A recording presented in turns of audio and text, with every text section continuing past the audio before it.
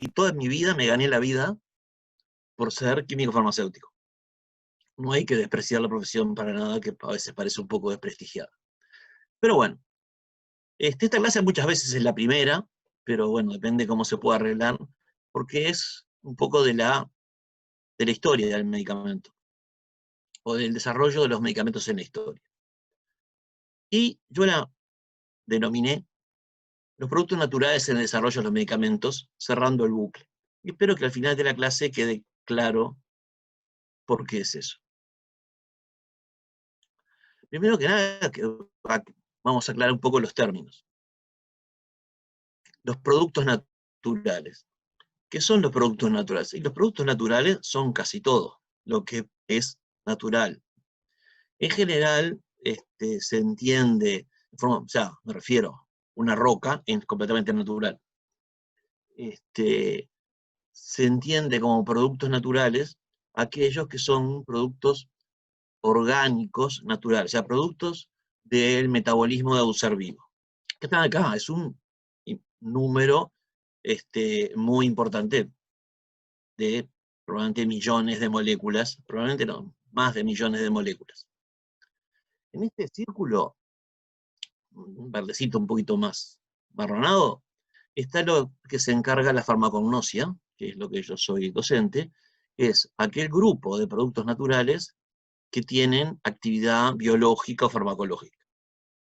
Y aún más pequeño es aquellos que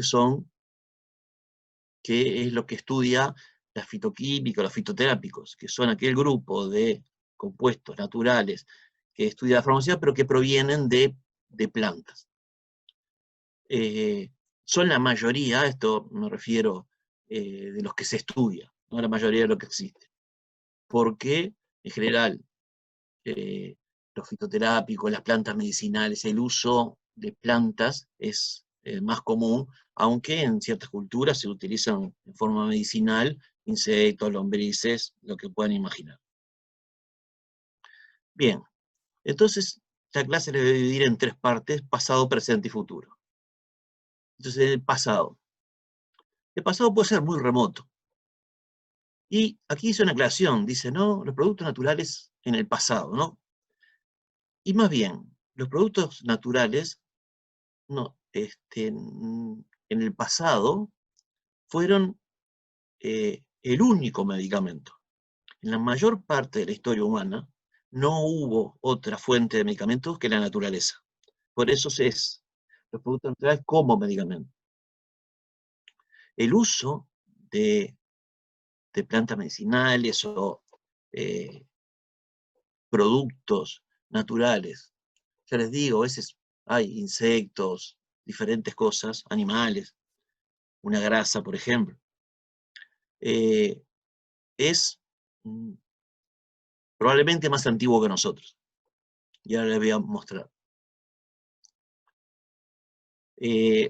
Vamos a ir con grandes saltos temporales, pero sí con cosas que me parece que marcan hitos en el uso o del desarrollo del medicamento y de la idea del medicamento. No es obvia la idea de un medicamento, aunque a nosotros no nos parezca, porque está muy ligada a la idea de la salud y de la enfermedad. Por lo tanto, en un pasado bastante remoto, la salud y la enfermedad no eran entes biológicos, sino que debían a demonios, dioses, lo que fuera. Por lo tanto, la forma de encarar eso era completamente diferente. Más ligada a la religión o al chamanismo. Sin embargo, en 1992 se descubrió una tumba en Irak. Esto fue publicado en el Journal of Pharmacology, y por las condiciones de Irak, estaba en muy buenas condiciones la tumba, ¿no? Un clima muy seco, se encontró el cadáver, restos de un enterramiento neandertal de unos 60.000 años de antigüedad. En realidad, más, 60.000 años antes de Cristo. Tenía muchas cosas votivas, no cerámicas, porque los neandertales no hacían, pero piezas como de piedra, de arte, y encontraron restos de plantas. Esas plantas pueden ser identificadas por el polen, y se encontró que dentro de ellas había 6 especies que no tienen ninguna importancia alimentaria, porque bueno, sería razonable que para la posvida, digamos, la vida después de la muerte, pusieran, no sé, cosas que tienen que ver con la vida diaria, como alimentos, plantas aromáticas, incluso plantas que sean lindas. Pero se encontraron 6 plantas que no tienen ningún uso, Aquilea, algunas de las cuales Senecio, Efedra se siguen utilizando, Centaurea al día de hoy, que a ver, se puede presumir que eran utilizadas ya como medicinales y fueron enterradas con el cuerpo, con el cadáver, por su importancia como medicinales. Estas cosas que son de antropólogos, a veces son un poco difíciles de interpretar, pero es quizá la cita más antigua que se tiene del uso de plantas medicinales. Sin embargo, bien, no sin embargo, dando un salto bastante grande, pasamos de esa, a ver, yo siempre tengo un poco de problema con las interpretaciones antropológicas, son, ¿no? Con un dedo, el codo y un diente construyen un tiranosaurio rex. Entonces, me resulta un poco más dudoso a mí, no pongo en duda a los antropólogos. Sin embargo, acá tenemos una prueba tangible. Esto es una tableta de arcilla escrita en cuneiforme del año 2600 a.C., que fue encontrada en la zona, en Irak también, en la zona que ocupaba Babilonia. Y es una prescripción. Y se considera que esta es la primera prescripción escrita, digamos, de cualquier registro de la historia. O sea, acá se describe la formulación de un medicamento para un uso específico. De hecho, por supuesto que no era cuneiforme, es el uso de semillas de amapola, o sea, de opio, digamos así, en sentido no estricto, para el tratamiento de alguna enfermedad. Bueno, acá se me solaparon, disculpen, me parecía. Hoy les decía acá al principio de que probablemente me quedo mal acomodada esta, disculpen, el uso de plantas medicinales puede anteceder a los propios humanos. Y hay un estudio que fue muy controversial, pero que finalmente parece ser cierto, del uso de plantas medicinales por primates, nuestros primos monos, de hecho por chimpancés. Cerca de la costa de África hay una isla que se ha mantenido muy pequeña, en que hay una colonia muy grande de chimpancés que se ha mantenido intocada desde siempre y solo pueden entrar investigadores a hacer estudios sobre todo sobre evolución. Y estudiando el comportamiento de los chimpancés, los investigadores notaron que, bueno, son omnívoros, comían un poco de todo, pero comían una planta en particular, la Vernonia amigdalina, que aparte es muy amarga, en determinadas circunstancias. Y no todos simultáneamente. O sea, no es que fuera en una temporada, algún chimpancé consumía en determinado momento. Y en general las plantas amargas no son bien aceptadas. Estudiando esto se pensó que podría tener alguna otra implicación, y en ese mismo tiempo se hizo un estudio de la Vernonia amigdalina que tiene actividad antihelmíntica, o sea, para parásitos intestinales. Estudiaron en otro animal. Por lo tanto, después, con este dato, efectivamente sabiendo que la Vernonia tiene compuestos antihelmínticos, se estudió a los monos que estaban comiendo eso, a los chimpancés cuando lo comían, y efectivamente estaban parasitados. Esto no es una prueba 100% segura, pero tenés chimpancés que comen una planta solo en situaciones en las cuales están parasitados, y la planta es antihelmíntica, lo cual es bastante asombroso, implicaría un uso prehumano de las plantas medicinales. Bueno, volvemos acá más moderno, ya aquí había médicos chamanes, y pasamos a una siguiente etapa. Los primeros sacerdotes farmacéuticos es el Egipto. En esta charla, ya me disculpo y los pongo en alerta, voy a ignorar soberanamente Oriente. Mientras todo esto sucedía, que estamos hablando, antes de Cristo, en China, en la India, había civilizaciones incluso más avanzadas que hacían sus propias avances. Sin embargo, eso no toca casi nuestra tradición químico-farmacéutica ni medicinal. Somos herederos en realidad de los griegos nosotros, a través de los romanos, y algo a través de Egipto. Por lo tanto, todo lo que es el oriente de Asia no lo estoy considerando.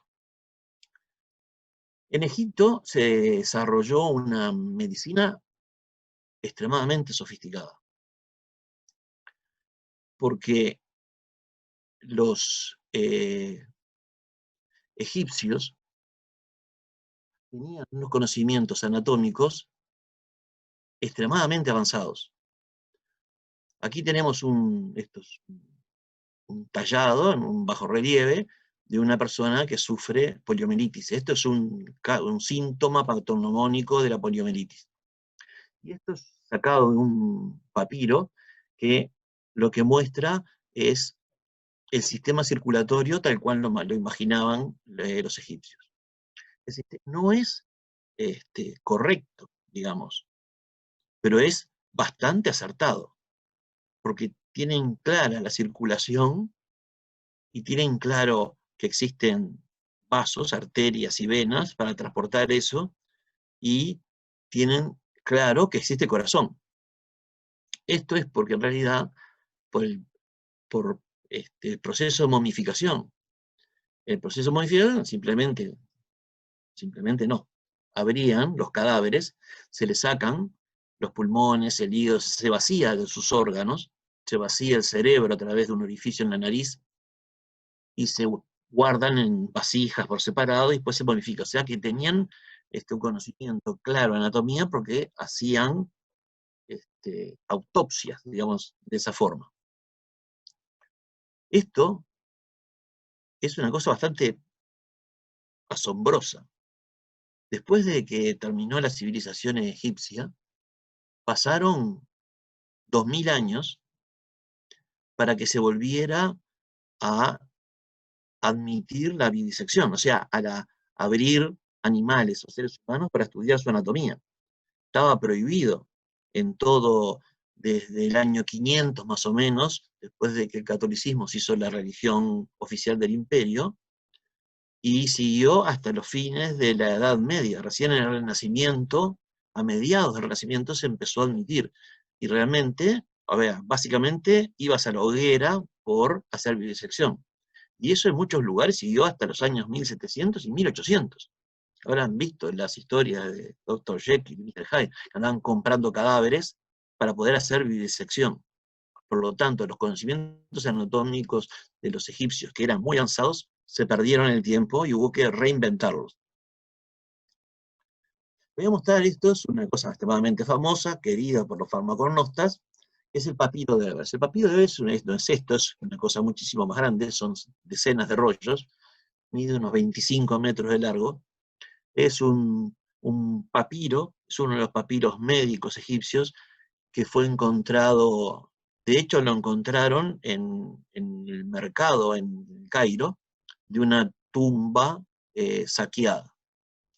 Y fue el señor Evers no hizo otra cosa que pagar la expedición que lo hizo. Fue encontrado por un arqueólogo alemán, fue traducido, y esto es una farmacopea egipcia, en la cual cada capítulo contiene la descripción de una enfermedad con los síntomas y los tratamientos, cómo se prepara el medicamento. Algunos son muy alocados, hasta graciosos, y otros son extremadamente acertados. y aquí vamos a encontrar el uso de opio, de glicósidos cardiotónicos, que se siguen usando ambos hasta el día de hoy, en la misma forma, de la fabricación de pomadas, elixires. Hay una serie de papiros, de estos papiros médicos, hay uno que es el papiro quirúrgico, ustedes saben, hacían trepanación los egipcios, te perforaban el cerebro para el tratamiento de algunas enfermedades inflamatorias, y la gente sobrevivía porque se encuentran cráneos trepanados y cicatrizados. El papiro de Aves lo podemos considerar la primera farmacopea. Y muchas cosas son muy graciosas, porque usa, por ejemplo, excremento de hipopótamo, pero también otras son extremadamente acertadas. También se describe el uso de el opio o semillas de loto. Las semillas de loto tienen propiedades parecidas al opio como anestésico mayor. El siguiente paso es cuando pasamos a los griegos.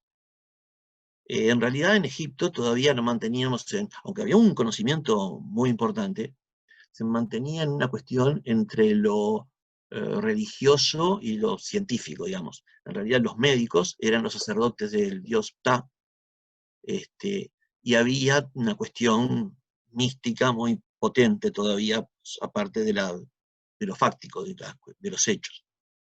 Los griegos en realidad tienden a racionalizar eso. Aquí tenemos el padre de la farmacognosia, Teofrasto, dando clase a sus alumnos alrededor del año 300 después de Cristo. O sea que han pasado unos 1800 años, ese fue nuestro salto. Aquí lo muestran con varias granadas, con varias drogas que eran extremadamente utilizadas y que siguen utilizando el día de hoy, como la tropa veladona, que tiene atropina para tratamiento de antiespasmódico, o sea, es un anticolinérgico.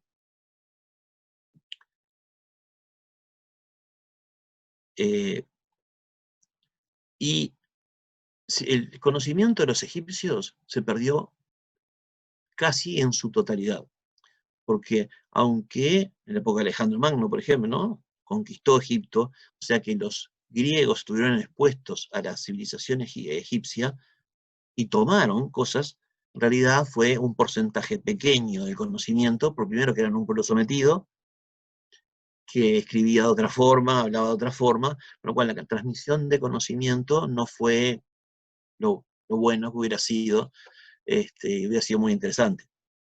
Pero algunas cosas del conocimiento egipcio se trasladaron a los griegos. Los griegos fijaron las bases de lo que iba a ser después, por 1000 años más o más, la medicina y la farmacia occidental, a través de los romanos y su expansión. Eso estaba basado en conceptos, algunos conceptos empíricos que funcionaban, ¿sí? Los griegos no eran grandes empiristas, eran más bien pensadores abstractos.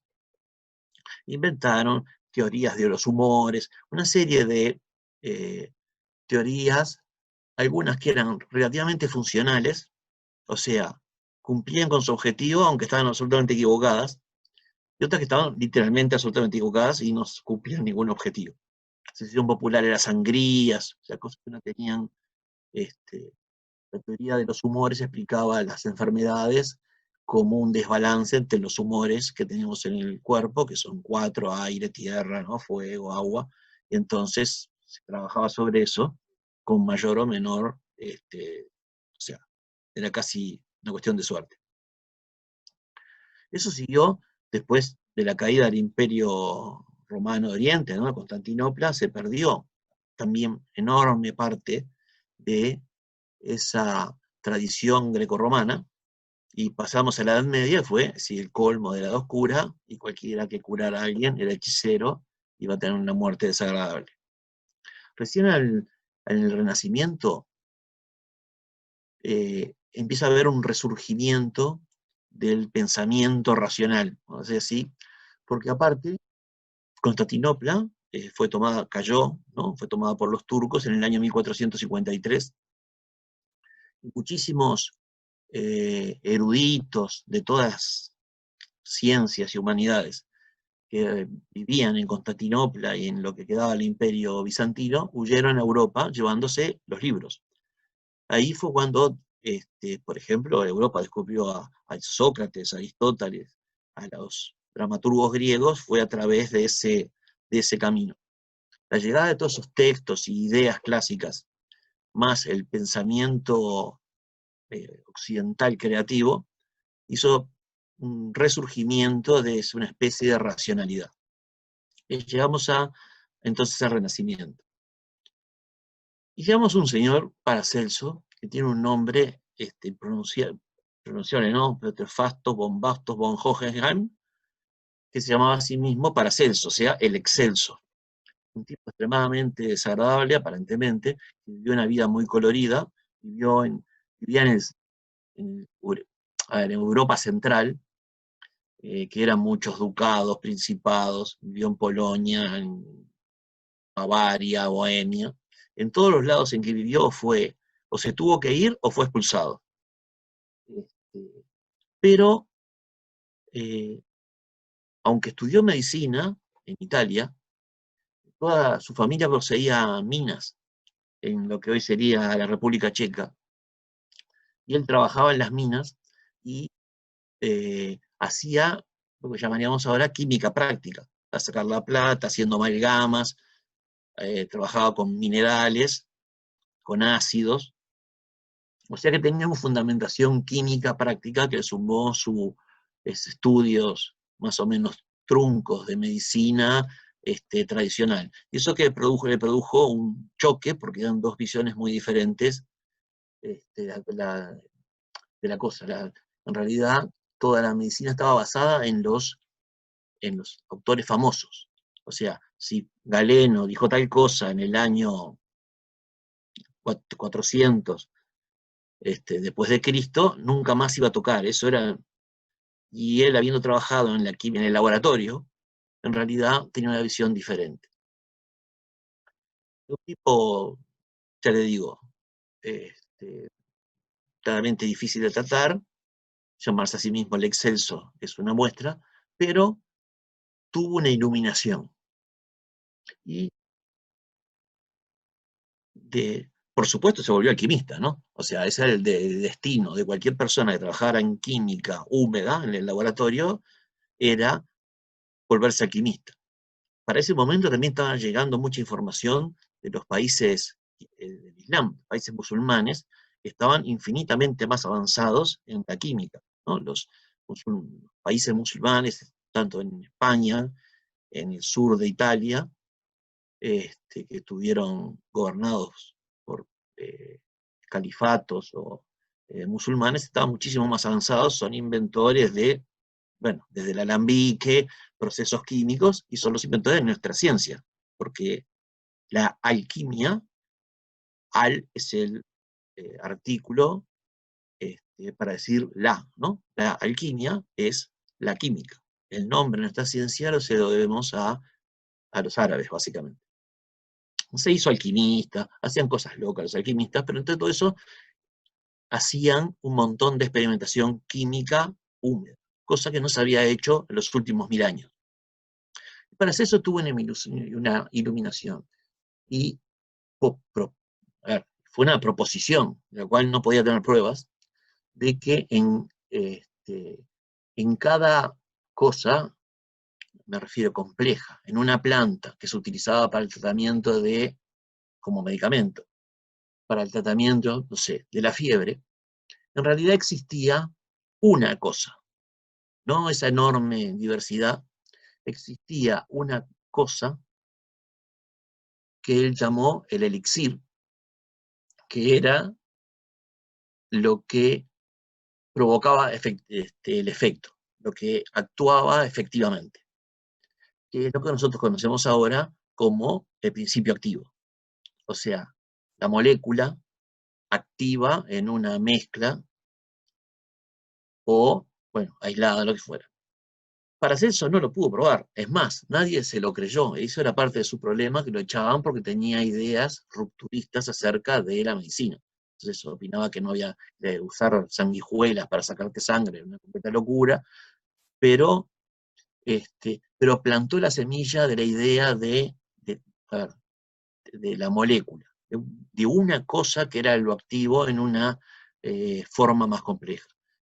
Y fin, cuando eso se pudo probar, en realidad, fue un salto fenomenal que se mantuvo, bueno, cierto, hasta el día de hoy, aunque se empieza a cuestionar hoy, vamos a ver un poco, pero no la idea del principio activo, sino la forma de aplicarlo en todo caso. Acá tenemos una mala imagen del señor Teofrasto, y esta es la portada de uno de sus textos. Decía cosas como, por ejemplo, que todos los médicos de la ciudad de Berna no alcanzaban para atarle los zapatos a Paracelso, o sea, a él. Con lo cual los médicos de Berna hacían un movimiento y lo echaban de la ciudad, se iba a otro lugar, hacía otra atrapada de esa, pedía plata prestadas, era un timbero, pero bueno, plantó una de las cosas que es fundamental para nuestra profesión. Esta idea siguió y se fue aceptando lentamente de que efectivamente había un principio activo, un elixir en cada cosa, y que eso eventualmente podía ser demostrado. Nos lleva a un personaje, Serturner, que es clave también en el desarrollo de la química farmacéutica. Serturner en realidad era un pobre muchacho, literalmente un chiquilín, huérfano, que vivía en la ciudad de Göttingen, en Alemania.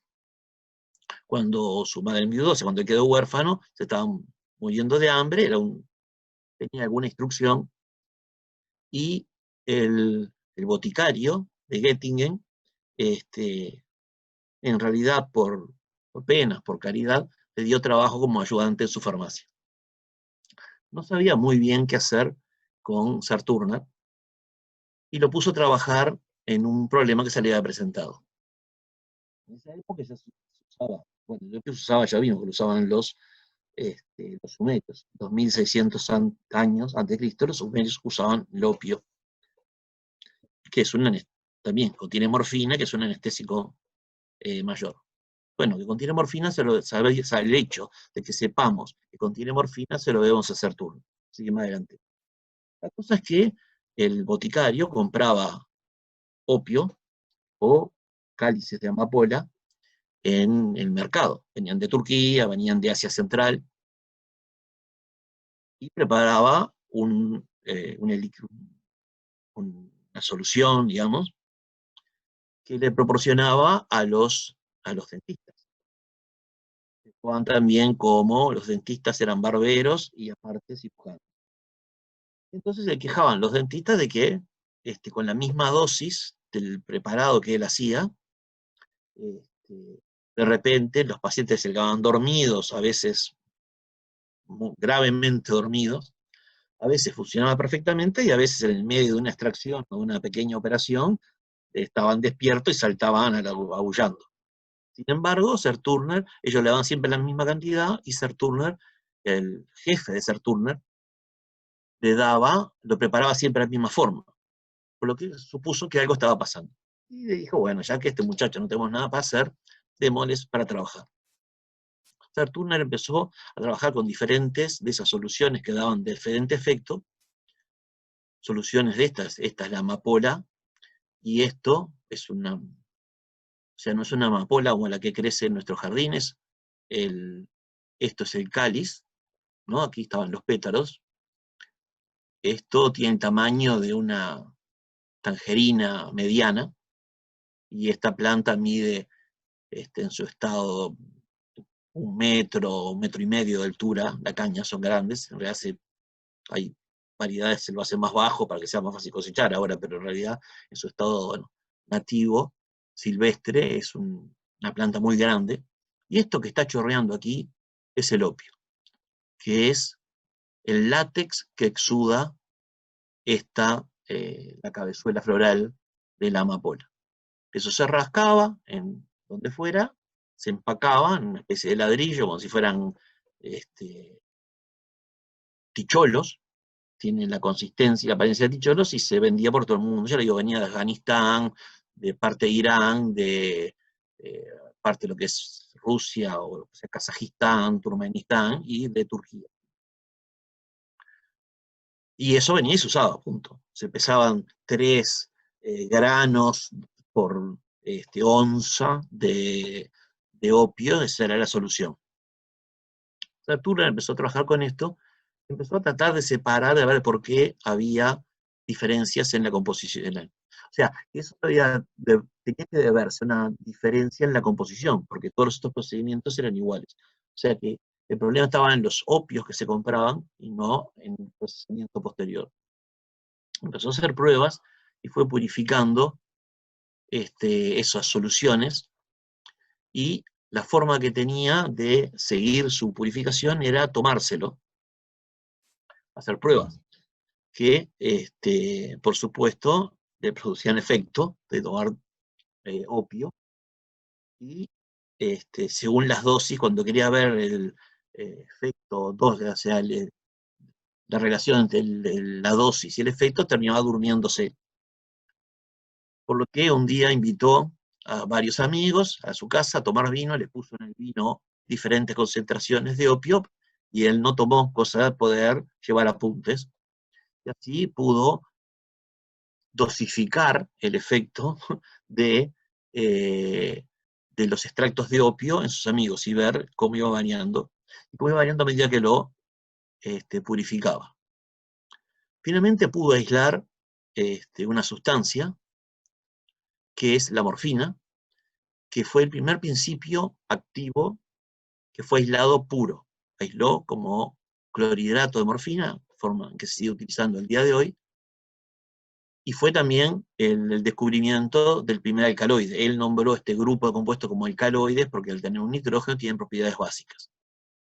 Por supuesto que Sir Turner no tenía la más remota idea de que esta era la fórmula de la morfina, ¿no? Él lo que obtuvo fueron unos cristalitos blancos. Esto demoró más de 100 años más para poder descubrirse cuál era efectivamente la fórmula. Pero es un hito porque se pudo separar el elixir que proponía Paracelso y probarlo. Esto era efectivamente lo activo en el opio, o parte de lo activo por lo menos. Eso se aplicó después, esa misma técnica, a montones de plantas medicinales, y se aisló la quinina, la reserpina, todos ellos alcaloides. Eso siempre se estaba dependiendo del uso de la planta, o sea, el organismo entero, silvestre, un extracto del organismo, pero saber que eso tenía una sustancia aislable, habría nuevas oportunidades. Eso llegó justo en el momento, o poco antes en realidad, el momento de un gran desarrollo de la química orgánica sintética, que ocurrió sobre todo en Alemania y luego en Inglaterra, por motivos completamente azarosos que tenían que ver con la fabricación de colorantes sintéticos para la ropa. Los colorantes eran una de las cosas más caras que existían en el mundo antiguo. Había muy pocos y eran, por ejemplo, el púrpura solo lo podían usar los reyes, los emperadores y los cardenales, y valían fortunas inimaginables. Entonces, buscando nuevos colorantes sintéticos baratos, se desarrolló toda la química orgánica en Inglaterra y en Alemania.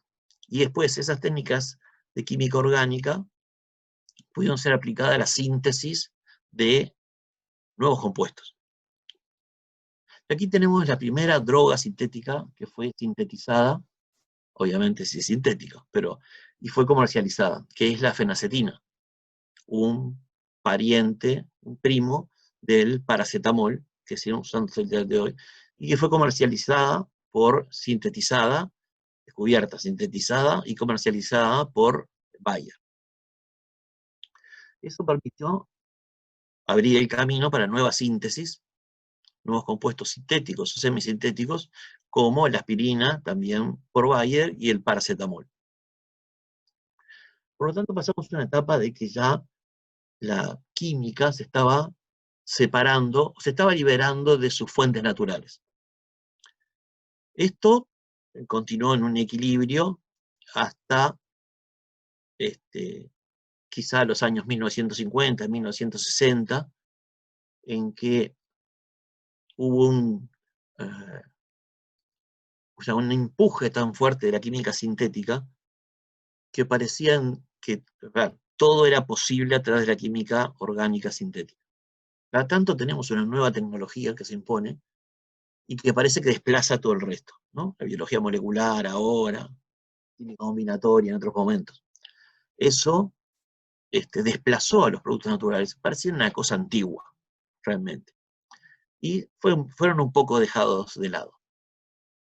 En este punto, quiero hacer entonces, para cerrar, esto es el pasado de los productos naturales, con una muestra del desarrollo. Teníamos acá la descripción del uso del opio en una tableta de arcilla babilonia de hace 5.000 años. Y después Saturno descubrió que tenía el opio, ¿no? La morfina que aisló, empezó a venderse como láudano. El láudano es un licor de opio que era utilizado para el tratamiento del dolor, obviamente. Imaginen que antes de esto no había anestésicos. O sea, a uno le amputaban una pierna en frío, cosa que ahora nos resulta inimaginable, porque para trabajarnos un odontólogo en una caries nos da anestesia. Y antes de darnos la anestesia, nos pone benzocaína para que no nos duele el pinchazo. Antes eso no existía. El láudano fue una de las primeras drogas de uso problemático, diríamos ahora. Había adictos al láudano. Que después descubrimos que lo que tiene su fuente es la morfina, y finalmente la química semisintética, en este caso, a partir de la morfina, en realidad, se me sintetiza este compuesto, que es la oxicodona, que estuvo en el tapete ahora hace mucho tiempo ya, pero a finales del año pasado estaba porque había una empresa americana que la vendían, y la gente, de una forma un poco ilegal, y es un opiáceo que es igualmente adictivo que la morfina, con lo cual hubo unos gigantescos escándalos en Estados Unidos y en otras partes del mundo. Entonces pasamos de los sumerios a la química sintética en este trayecto que hemos hecho hasta acá. Este es el pasado de los productos naturales, que nos llevaron hasta acá. Entonces, los productos naturales en el desarrollo de drogas. ¿Cuál es el presente?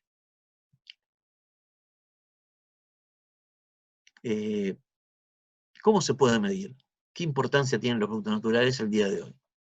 Esto que les muestro aquí es el porcentaje de productos nuevos, nuevas entidades químicas, como lo llama la FDA, la Autoridad Regulatoria de Estados Unidos,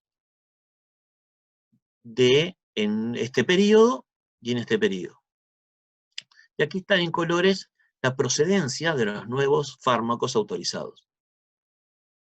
Y esto más esto son los productos naturales. Estos son los fármacos puramente sintéticos. Estos son productos naturales o sus análogos. Estos son los productos biológicos, que son también productos naturales. Las vacunas, ¿no? Antibióticos son productos biológicos.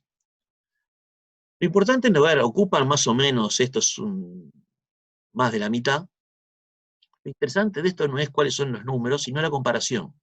Esto ocurrió justo en el momento en que terminaba la era de oro de los productos naturales como fuente de medicamentos.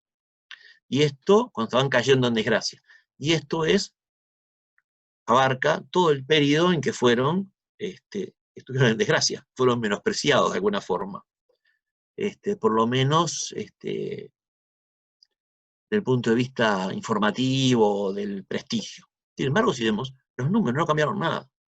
En estos años, a estos años, el porcentaje de estas drogas la fuente, ¿no? La procedencia de estas drogas no ha cambiado sustancialmente. No es cierto que en ningún momento del desarrollo de los fármacos sintéticos, todos se mantuvieron en su lugar. Porque si bien había una cosa que se hacía por síntesis, todos los antibióticos son biológicos. Las vacunas, cada vez hay más vacunas, hay más productos naturales. Hay más antibióticos, hay más productos naturales.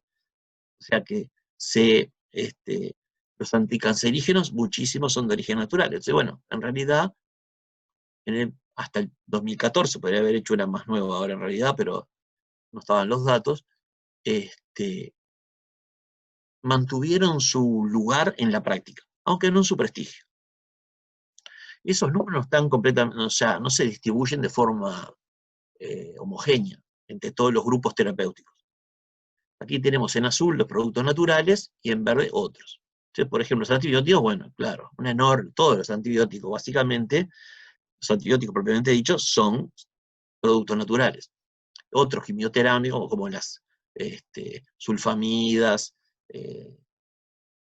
las quinolonas, son productos sintéticos, pero ocupan un espacio relativamente pequeño.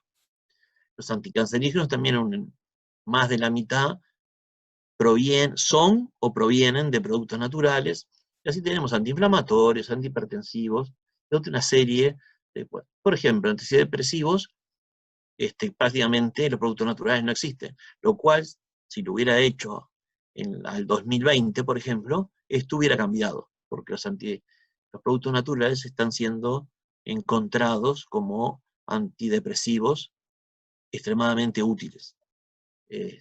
Por lo menos en algunos casos, pero con efectos milagrosos. Esto simplemente para mostrarles algunos de los productos que son, al día de hoy, productos de primera línea de utilización en el mercado que provienen de su fuente natural. Esto es la vincristina y la vinblastina, que son alcaloides,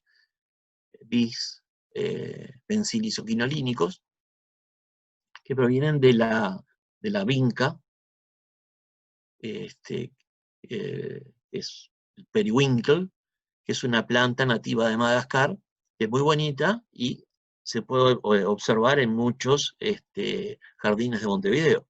Lo mismo pasa, por ejemplo, con la digoxina, que no la tengo puesto acá, que es el tratamiento de primera línea para la insuficiencia cardíaca congestiva, y que se extrae del digitalis, otra planta muy bonita que también se puede observar por los jardines de Montevideo. O el taxol, que viene de un cedro, el Taxus baccata, que es el tratamiento de, digamos, un anticancerígeno también, y es primera línea para el tratamiento de varios tipos de cáncer, incluyendo el cáncer de mama. O la artemisina. La artemisina proviene de una planta china que utilizaban tradicionalmente como febrífugo, para el tratamiento de la fiebre, y que se descubrió que contiene este compuesto curioso, porque tiene un peróxido interno, que es muy útil para el tratamiento de la malaria.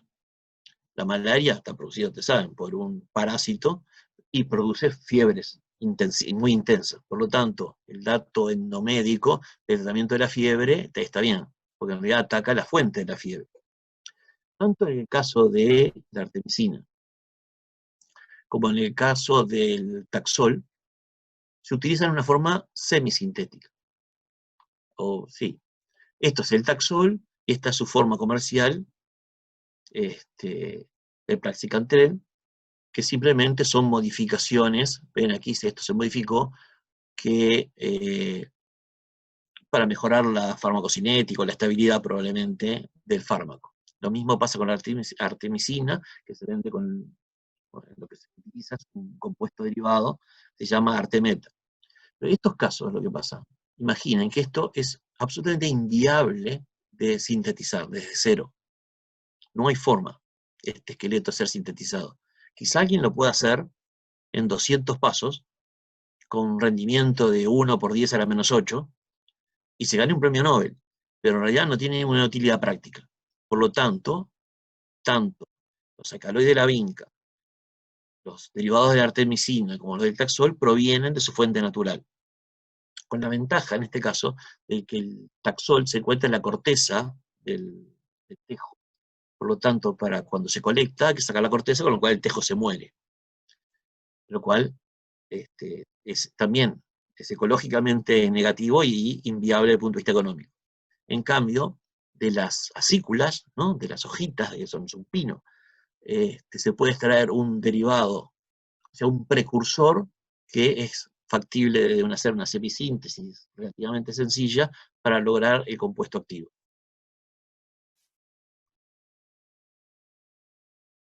O sea, que al día de hoy los productos naturales siguen cumpliendo una función importante. ¿Cuál es el futuro de los productos naturales? ¿Tienen un futuro? ¿Vamos a ir encontrando cosas nuevas, activas? ¿O los nichos que existen ya están completamente explorados y todas las moléculas posibles aisladas? Vamos a ver cuáles son los datos.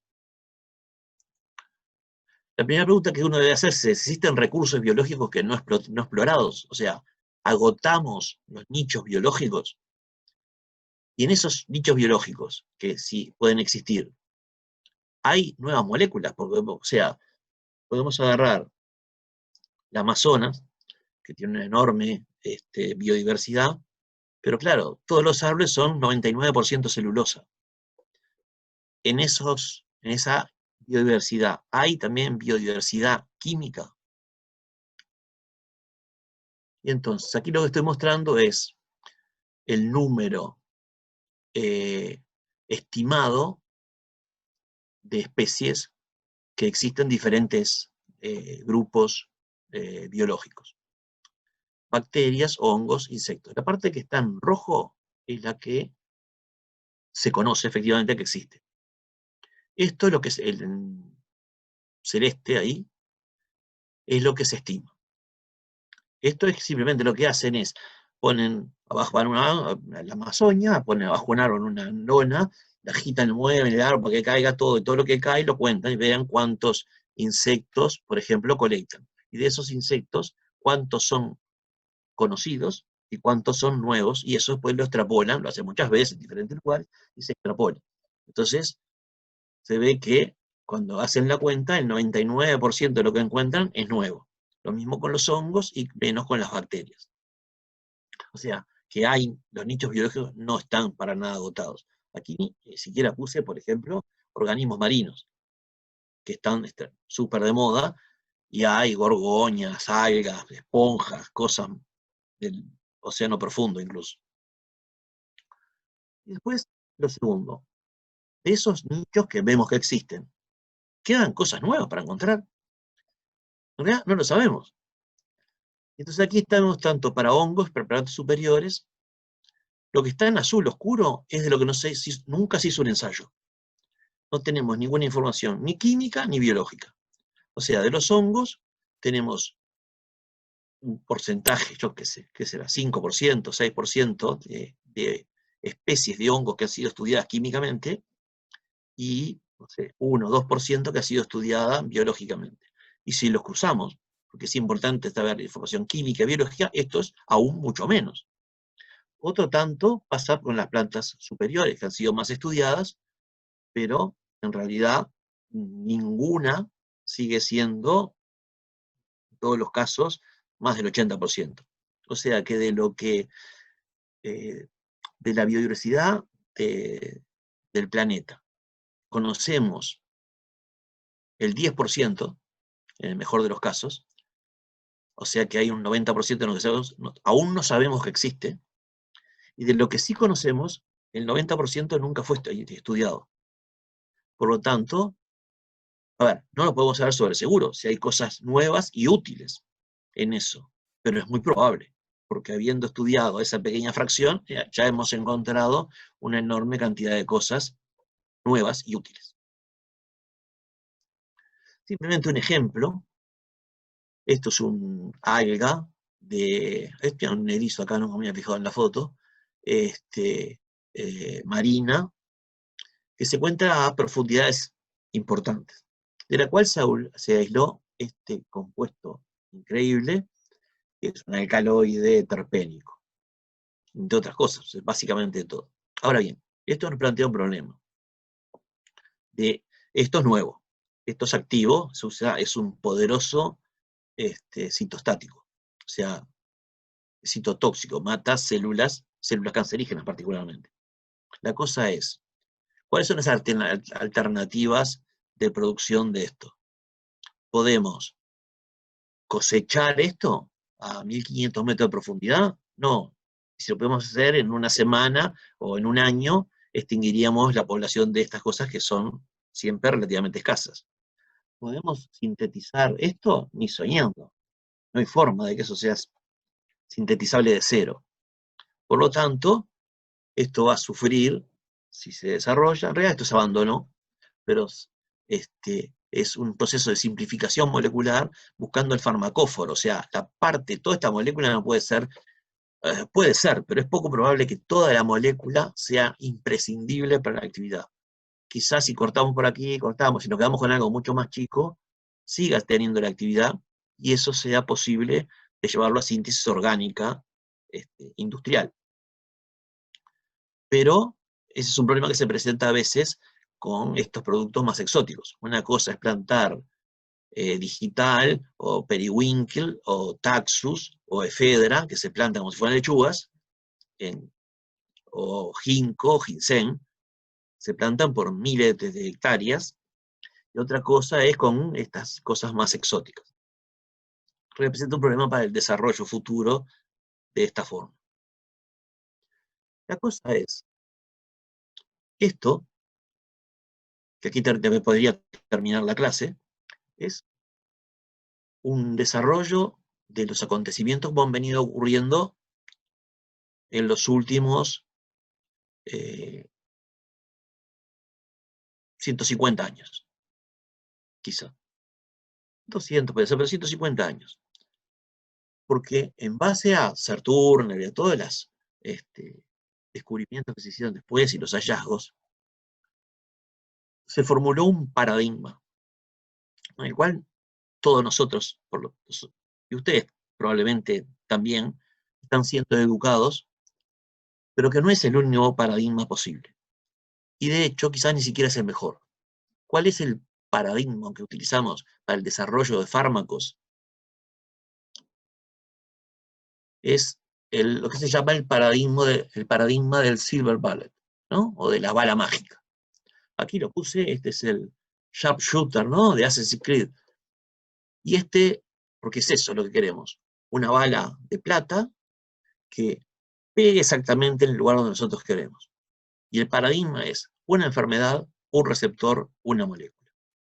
O sea, queremos encontrar una única molécula que actúe sobre un receptor específico que corrige el trastorno metabólico que causa una enfermedad. Esto es un diseño que ha sido extremadamente exitoso hasta el día de hoy, pero es reduccionista. Y ahora lo estamos empezando a descubrir. Esto simplemente para lo miren y queden impresionados, porque en los últimos 20 años o 25 años se ha empezado a estudiar, bueno, a ver, una enfermedad tiene una enorme, o sea, es más compleja que decir que en realidad tenés un caso de depresión porque tenés una baja en los niveles de serotonina, lo cual es cierto, pero no es necesariamente todo el problema. Eso, ¿por qué tenés una baja de serotonina? ¿Y qué otras cosas afectan? Aquí lo que tenemos es se denomina un network metabólico, que está basado en técnicas de metabolómica y bioinformática, y que trata de unir todo el metabolismo. Nosotros estamos muy acostumbrados, o lo van a estar en el futuro, a ver vías metabólicas. Por ejemplo, síntesis de ácidos grasos. Empezás con acetato, vas haciendo esto, llegás a un ácido graso. Es una cuestión lineal. En realidad, todo el ordenamiento del metabolismo es extremadamente más complejo, porque las cosas vienen del acetato, ¿de dónde viene? Los ácidos grasos, ¿a dónde van? El ATP que se utiliza para hacer esa síntesis, ¿dónde proviene? O sea que diferentes cosas en diferentes lugares pueden afectar eso que parecía muy sencillo, una síntesis simplemente de un ácido graso.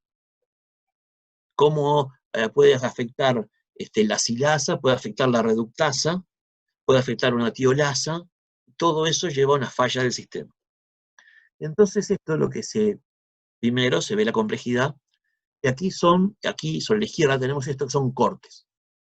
Es un corte de una parte de ese network metabólico, y este es el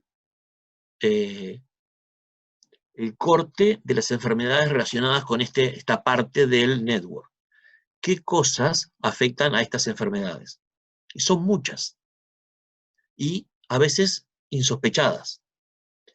Y eso no es una cosa que se tuvo, ya digo, en el desarrollo de los últimos años. Por supuesto que esto es bastante más complicado, ¿no? Querer, o sea, es más complicado de entender, no necesariamente más complicado de hacer. Encontrar algo. Si ustedes agarran, por ejemplo, el Journal of Natural Products, una revista de productos naturales, en cada número se publican una decena de compuestos con actividad citotóxica. O sea, mata células preferentemente cancerígenas en general. Ahora, pasar de un citotóxico a un citostático, a un anticancerígeno, a un antitumoral, es una cosa que está a años luz. Y alcanza a mirar el número de nuevas moléculas con esa actividad que se encuentran por año, que son centenares o miles, y el nuevo de productos anticancerígenos que sale por año, que tiende a cero. Se encuentra alguno cada más de un año. Y a veces son modificaciones pequeñas de fármacos existentes. O sea que esa tecnología, que es extremadamente efectiva, lo fue y sigue siendo, el Silver Bullet, es reduccionista, no toma nuestra complejidad en su totalidad. Es la misma sensación que tenemos cuando empezamos a rotar por médicos, ustedes que son más jóvenes, ahora menos que yo, especialistas. Entonces vas al cardiólogo, tal cosa, y sí, pero eso me cae para esto. Es el problema del gastroenterólogo. Entonces vas al gastroenterólogo y te manda una cosa que tiene bicarbonato de sodio. Pero mire, si yo tomo medicamentos para el corazón, porque soy hipertenso, no puedo comer sodio. Problema de otro. Y entonces nos miran como pedazos. Y ese es un poco el paradigma tradicional de la cosa, buscar una única cosa. Esto de unos 20 años, quizá más ahora, estamos en el año 2020 ya, un nuevo paradigma, que se llama el paradigma del shotgun. No tengo que introducirles a este personaje, o sea, del escopetazo. Y estos modelos, basados en los modelos de network, sugieren que una inhibición parcial, que puede ser parcial, de un número relativamente pequeño, pero diferente de uno, de objetivos, de targets, de dianas, puede ser más eficiente que la inhibición completa de un solo objetivo. Cuando estamos en la bala mágica tiene que ser eso, una bala. No tiene que ser mágica en el sentido que llega exactamente al lugar que nosotros queremos, sino que tiene que ser fatal. En cambio, aquí lo que estamos buscando es algo que afecte a un proceso metabólico desde muchos lados diferentes. Y eso tiene muchísimos beneficios. Uy.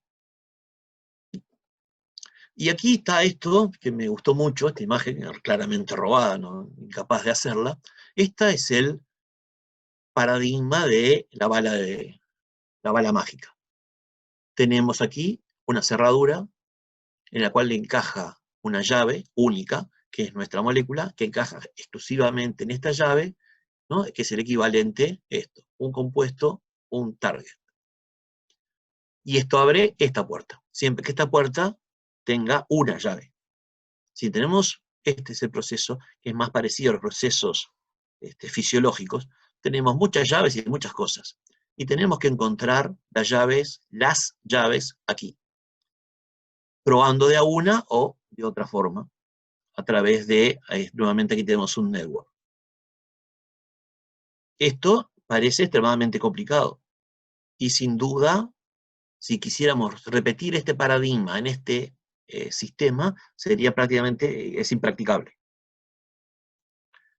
Pero, a ver, hay un proceso que se llama sinérgica, capaz que ya lo han escuchado una vez el término. La sinergia es simplemente en que tenemos efectos mayor que sumatorios. O sea, tenemos un compuesto A que tiene actividad 1, un compuesto B que tiene actividad 1.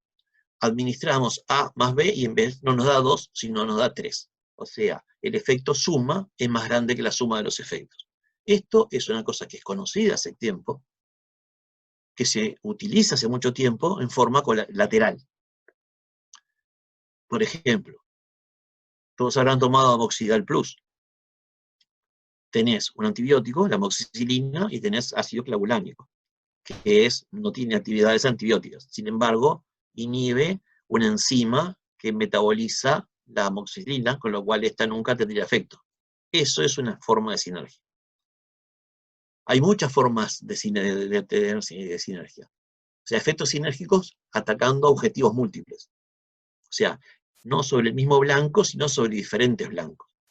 Por ejemplo, el Bactrim, que probablemente ustedes también alguno haya tomado, que es un antiinfeccioso, un quimioterápico antiinfeccioso, tiene dos compuestos, una sulfa y trimethoprim.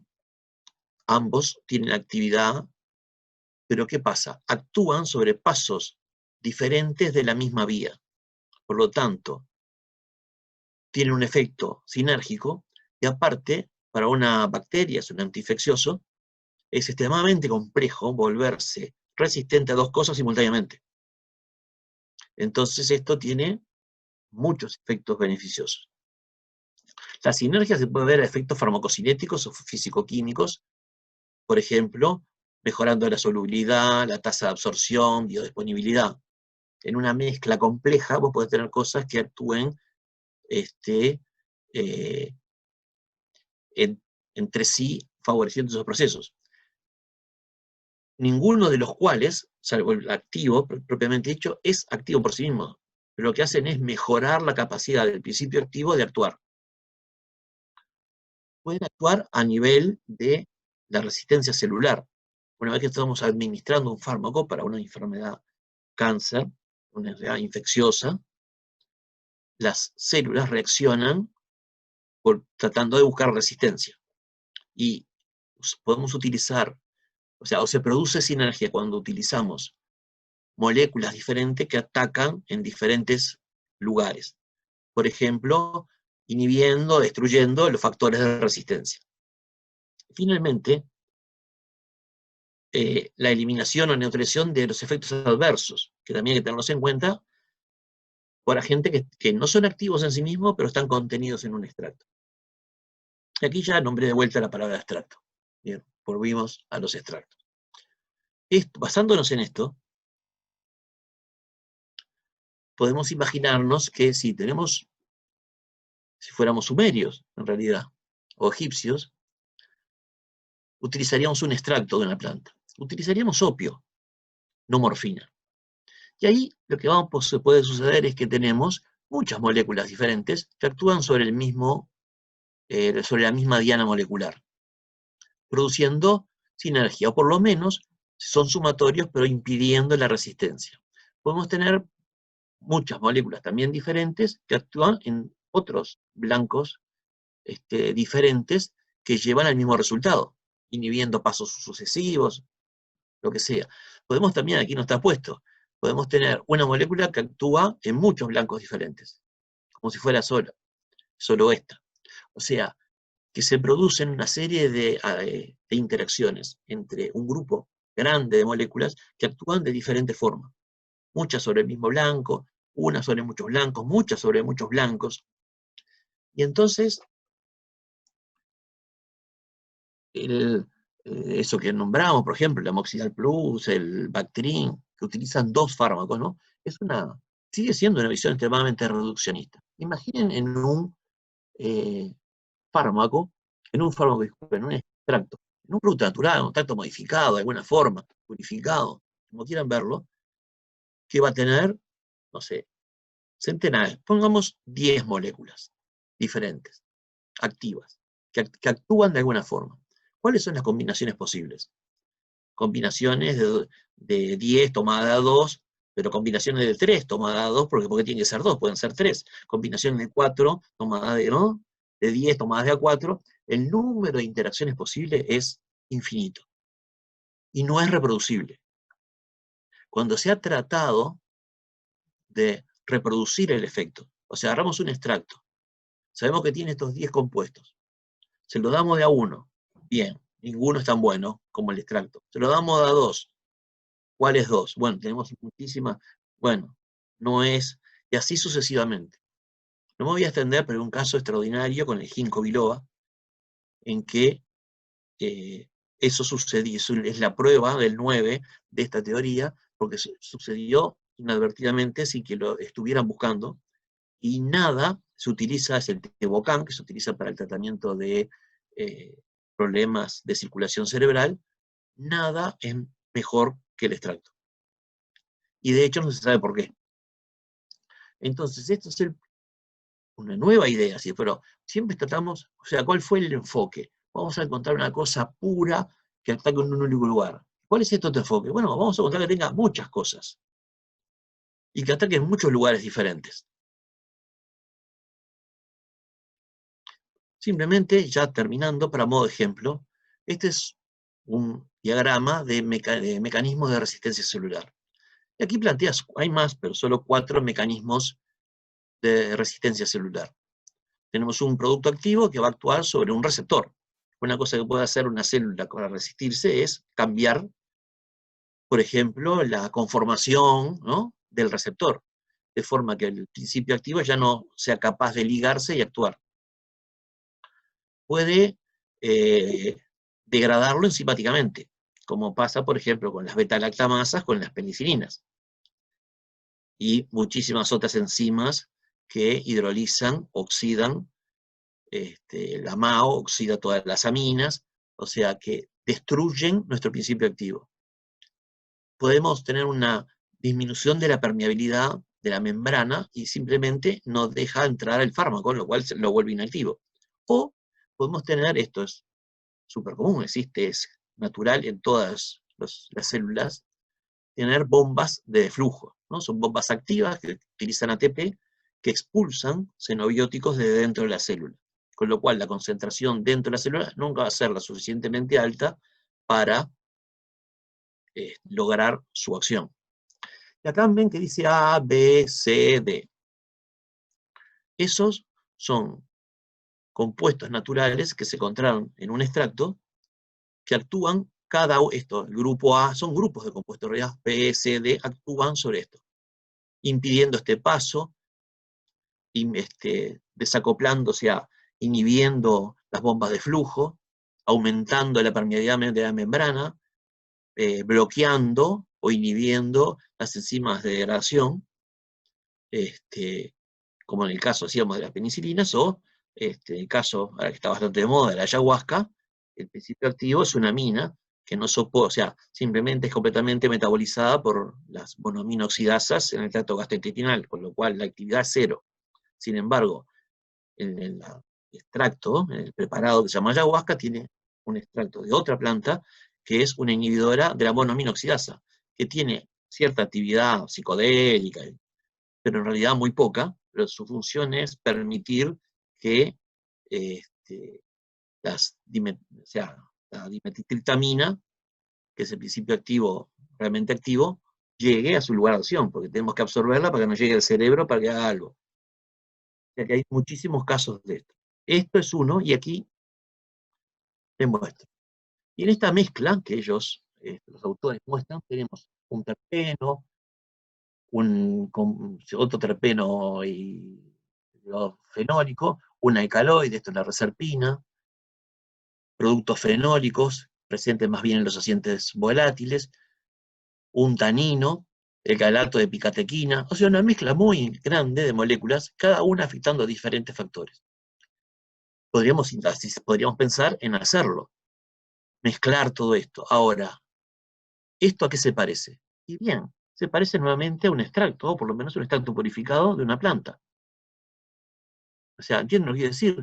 Volvimos a que eso, en realidad, si queremos tener una cantidad, esto se podría hacer, se puede hacer también por química combinatoria. O sea, generás una gigantesca biblioteca y administras todo y pues ves si tiene acción, buscas cuál es la parte más activa. Sin embargo, la química combinatoria tiene el problema de que todos los productos que obtenés son relativamente similares entre sí.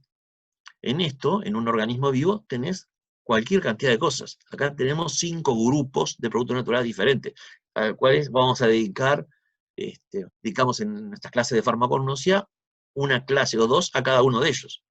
Y esto está todo en el mismo extracto. Y de hecho, no es necesariamente que vos tengas que saber cuáles son los que están actuando todos, porque en realidad el principio activo finalmente se va a convertir en el extracto en sí mismo, que es un concepto ahora sí es bien diferente. Tendremos que estudiar esto para saber, desde el punto de vista académico, de qué se trata el asunto. Pero desde el punto de vista farmacéutico, el principio activo aquí ahora es el extracto. Y entonces, terminando, llegó al final de la introducción, de la primera, cerrando el bucle. Empezamos acá, usando los productos en su estado natural. O sea, te hacían cataplasmas con una planta, o te exprimían una planta, ¿no? Esto en estado de chamanismo, o en estado así, de los egipcios, religioso, con otros ritos. Después pasamos a usar extractos o productos estandarizados en mayor o menor caso. Por ejemplo, el opio en realidad se puede considerar un extracto de la amapola. Y luego pasamos a usar productos puros, aislados de su fuente natural, como la morfina. Usamos morfina pura, pero aunque la morfina sigue viniendo de la amapola. Después pasamos a utilizar productos semisintéticos, derivados, por ejemplo, vimos la oxicodona, o el arteméter, el placicantel y muchísimos otros que son modificaciones sintéticas relativamente sencillas sobre el producto natural original. Y finalmente usamos análogos completamente sintéticos, en la última etapa de este desarrollo. ¿Y dónde estamos ahora? Estamos volviendo aquí, empezar a pensar en la utilización nuevamente de extractos o productos de extractos estandarizados, que tienen una enorme complejidad estructural y que pueden actuar a muchísimos niveles. Algunos de ellos que somos incapaces de predecir hasta que suceden. Después quizás lo podamos buscar, qué molécula producen esto, o quizás nunca lo podamos encontrar. Ya les digo, en extracto de ginkgo biloba, todavía no saben, los alemanes hace 40 años lo están estudiando por lo menos, quizá más, por qué su extracto, que está patentado, es un extracto especial, lo han separado en 4 o 5 grupos de compuestos ya diferentes, y siempre el extracto sigue siendo mejor que la reconstitución del extracto con esos grupos de compuestos. O sea que sigue habiendo otras cosas activas de alguna forma que todavía no se han encontrado. Me parece, con esto termino, que es interesante desde el punto de vista casi filosófico, cómo realmente dimos toda una vuelta al círculo, yendo de lo más grosero, de lo más mezclado, de lo más difícil de manejar, hasta llegar a una cosa pura, que tiene muchísimas ventajas, pero que tiene sus limitaciones, y estamos volviendo a pensar en utilizar cosas complejas, y de hecho ya es, es un tren, un camino que está recorriendo muy fuertemente, toda la medicina tradicional china, que está enormemente avanzada, está basada en estos principios. Por lo opuesto, hay que utilizar todos los mecanismos de la química moderna, pero el producto es el producto tradicional chino. Entonces, por lo tanto, digo, hay que tener la cabeza abierta a ese cambio de paradigma. Bueno, con esto los dejo, espero que no haya sido demasiado aburrido. Como no estamos presentes, se perdieron de todas mis anécdotas, y la clase dura 3 horas siempre, aunque la gente nos ha quejado mucho, pero bueno, quedo abierto a cualquier clase de pregunta que tengan ahora, o lo pueden hacer a través de los foros adecuados.